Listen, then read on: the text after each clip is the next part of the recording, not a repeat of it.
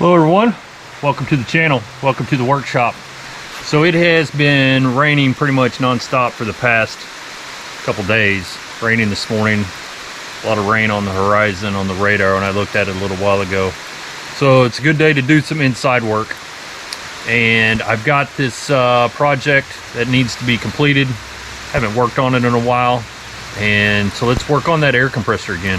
So I think this is video number 4 on the air compressor project. A lot of people commented in some of the videos that I need to get a bleeder valve hooked up to this, and that is true. So I ran into some stuff in the store the other day, made a couple purchases.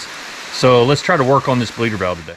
This is part 4 of this video series, and if you haven't watched part 1, 2, and 3, I'll leave links down in the description, and it'll help lead into kind of what I'm doing in this video. We've got a project coming up pretty soon that I'm going to need the air compressor working top notch. Give you a little hint here on the next video. Trailer needs painted. Needs some TLC. Anyway, so the other day I noticed on my air compressor that I was starting to have some issues with the coupler where you plug the hose in. It was leaking, which is kind of strange because I recall I replaced that. Can't really remember. I was thinking I replaced that when I started working on before I converted the old air compressor into this new one, but I'm not 100% positive. I know it wasn't the original.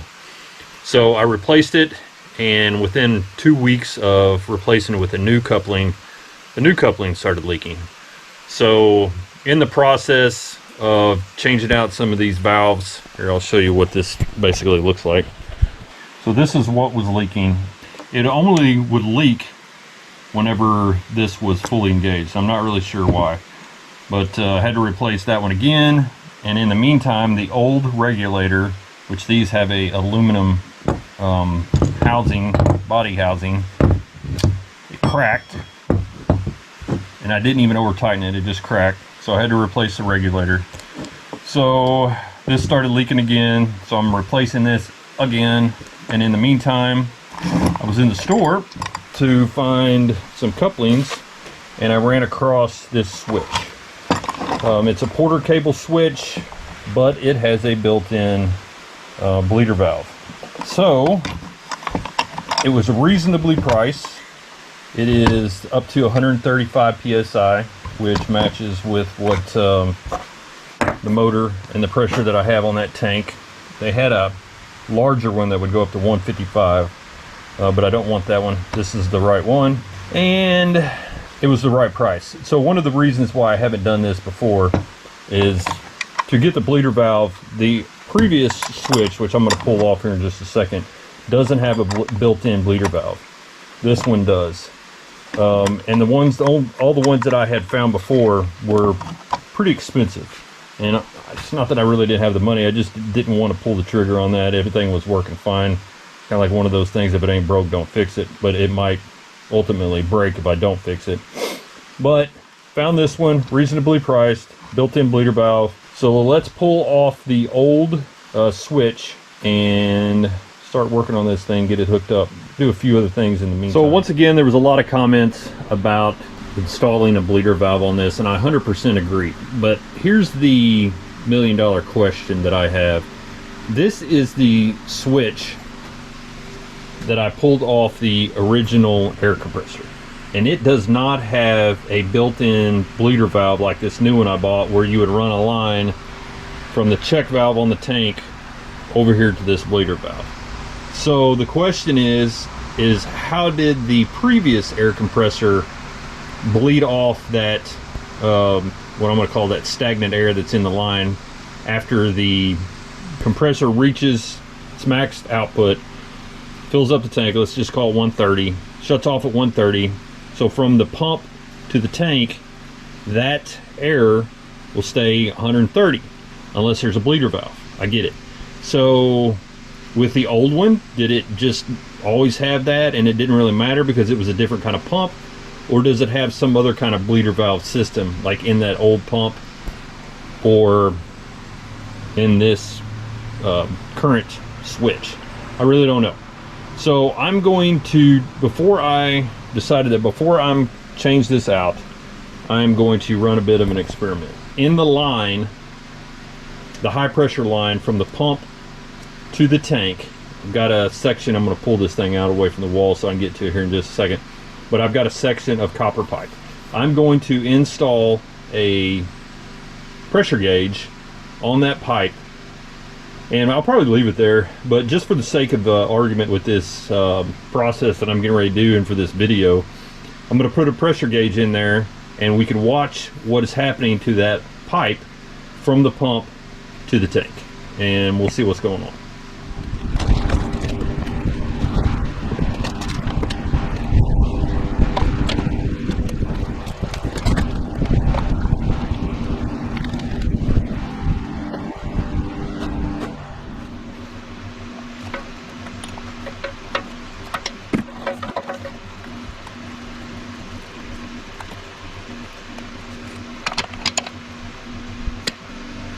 Obviously see the problem with this.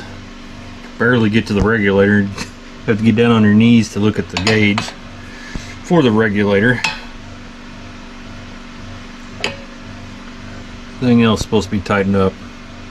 Don't like this setup, but we're going to test this anyway. We'll put a new switch on, so it's not going to be the same.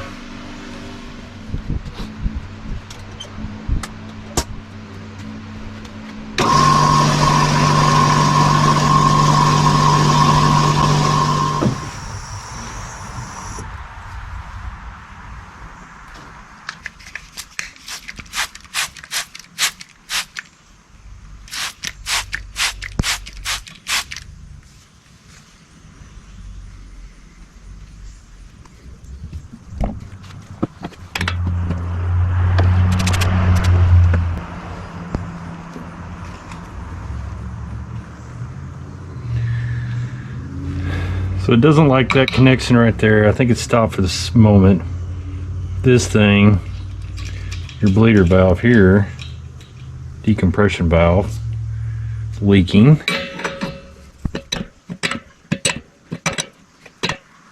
I don't want to crack this. This is aluminum, and I'd rather not buy another regulator.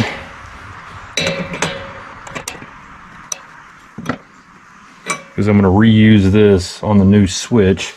So obviously that I tightened it up quite a bit. Starting to get pretty snug. I don't want to go too much further. I'm afraid I'm going to crack it. That's pretty tight. This needs to be replaced.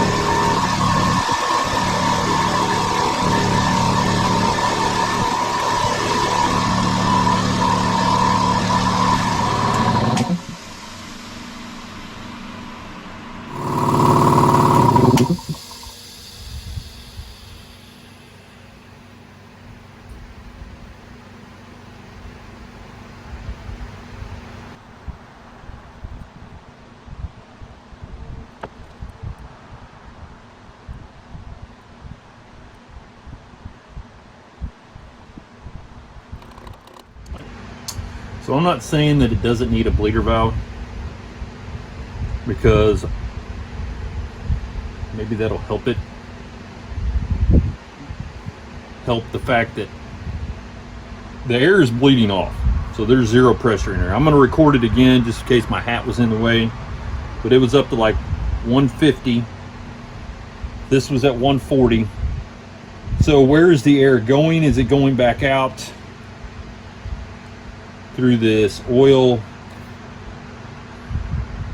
bleeder, from what the description in the manual was? In one of the first videos, I talked about how air was leaking through this, and you could hear air leaking through it. But is it supposed to? Is that the natural thing to do, or if I put the bleeder valve on there, will it use the bleeder valve and not bleed back through the oil crankcase? Maybe that's the way it's supposed to do. Maybe this is bad. I need to do this because it's bad on the oil crankcase. I don't really know. There is nothing in the manual that says, hey, you need to have a switch that has a bleeder valve in it. Of course, you're getting Harbor Freight instructions. It's not exactly as though they are thorough. So I'm going to shut off the switch. I'm going to bleed the air down to like 100 so it'll kick back on, and then I'm going to record it again just so you can see, to make sure. I'm not sure if that zoomed in enough, but it bleeds down on its own. Maybe the wrong way, but let's do this again. It's kind of my whole point of putting this gauge on here, is everybody was so adamant to do this because, oh, well, your motor's got to next time it kicks on, it's got to overcome that pressure. Which I understand, but the line doesn't have pressure in it. Whether it's a good thing or a bad thing, the line does not have pressure in it. So let's do it one more time. I'm going to bleed the air. Do it the old-fashioned way. Loud noise. Got that. We're at 0 here. We're at 0 here. We are at, sucker is hot. We're at like 95-ish. Alright, I'm gonna make sure that camera is still recording. This one is still recording. Let's kick it back on.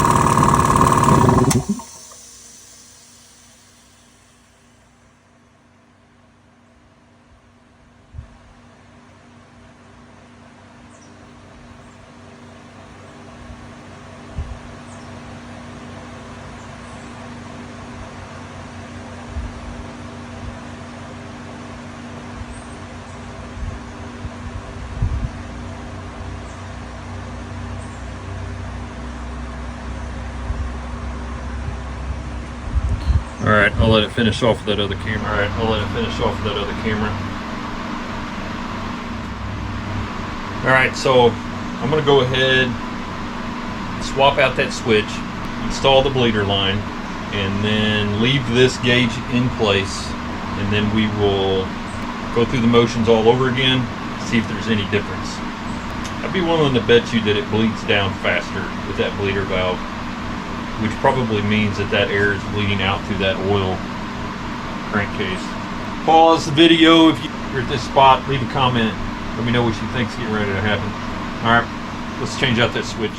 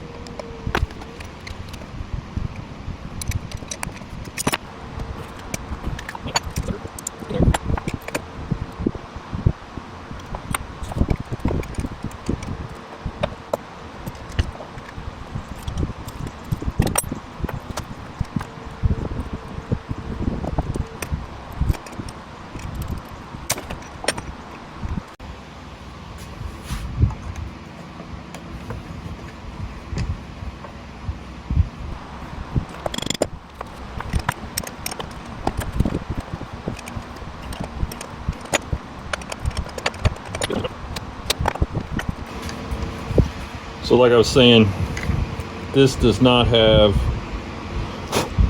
a bleeder valve built into it. That's all there is.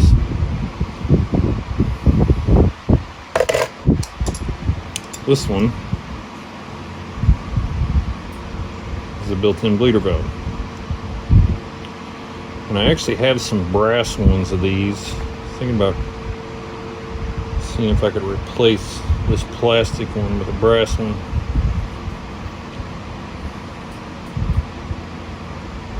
I'll have to check that out. Might just let it be until fails at some point, because it probably will, because it's plastic. Alright, let's get this thing plumbed back up, wired back up, put it back on.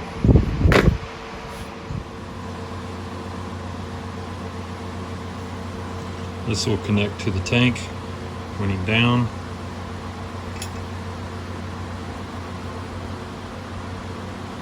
This will be the new setup. This is all dry fit. Nothing's tight. That's how it's going to go on.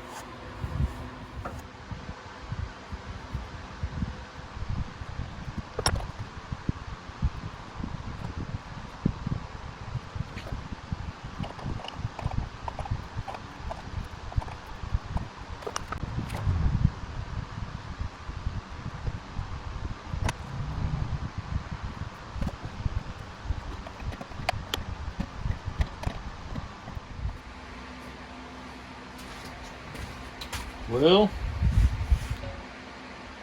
got all that wired back up and covered. Got that back in. Got all that hooked up. I got the bleeder valve hooked up. Everything wired back in. No time like the present. Let's see if this thing will fire up.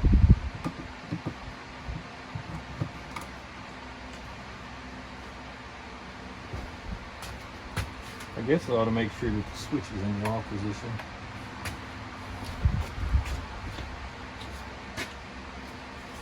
Before I give it the juice.